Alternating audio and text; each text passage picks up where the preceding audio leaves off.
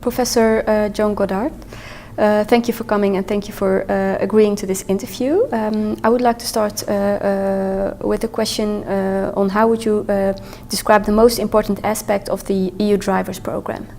Well, the key thing for me was actually the process of building the partnerships between business, universities and public authorities.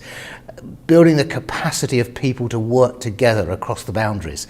What we've been trying to do is develop what I call boundary spanning skills. How do people work across the boundaries so they can begin to collaborate and build collaborative partnerships. So what part of the key issue for me has been mixing these groups up, not only within regions but between different regions of Europe. And to create what I call a community of practice of people working together, learning from each other. And it's been absolutely, this is our fourth workshop, and it's been absolutely fascinating to see how the projects have evolved and developed and learned and matured through the lifetime of the project. And it's been very, very significant in the sense that I think this is a process that could be widened across Europe. It's only been 10 pilot regions, but I think it has big lessons as we move forward. And what do you think is the most common challenge to such partnerships? I think the most common challenge to those partnerships is a failure to understand each other's drivers. What drives the academy, what drives business, what drives public authorities. And what we've seen happening in this project is people beginning to understand each other's drivers. One of the things we've been doing is doing role-playing games. So we've got people from the university sector to pretend they're working for a public authority or they're working for business, and people taking on each other's roles. And it's been interesting to see the scales fall off people's eyes. That's what the issue is. And I think that's a very important learning process. How important is good leadership to such partnerships?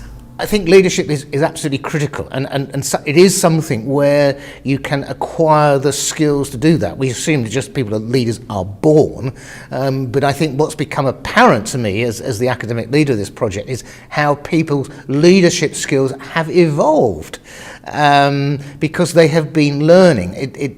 There are certain skills which you can acquire.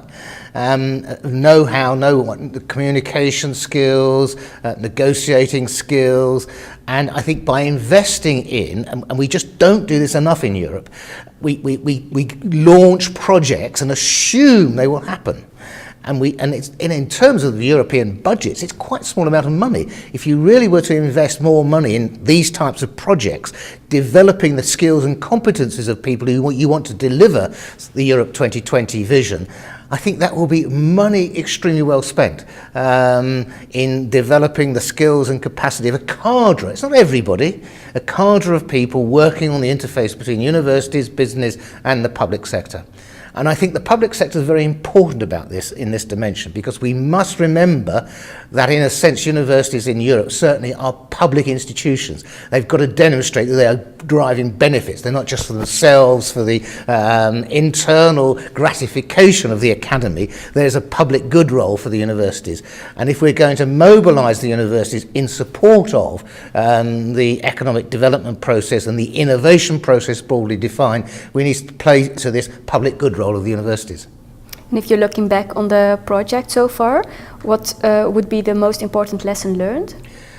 I think the most important lesson is the importance of, in when you've got a group of regions, for it to work, you need commitment over a long period of time. The most interesting things coming for me from this last workshop has been those that have been in with the project and have come to all the meetings.